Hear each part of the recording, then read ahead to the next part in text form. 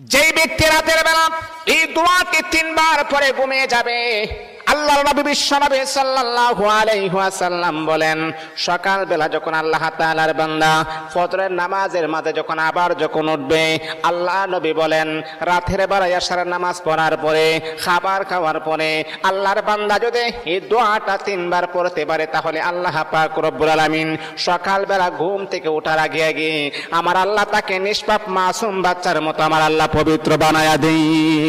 দোয়াটা সবাই আমরা জানি, আমরা সবাই কিন্তু দোয়াটা জানি, কিন্তু আমরা আমল করি না। দোয়াটা হলো আস্তাগফিরুল্লাহাল্লাযী লা ইলাহা ইল্লা হুয়াল হাইয়ুল কাইয়্যুম ওয়া আতুবু ইলাইহি লা হাওলা ওয়ালা কুওয়াতা ইল্লা বিল্লাহিল আলিয়্যিল আযীম।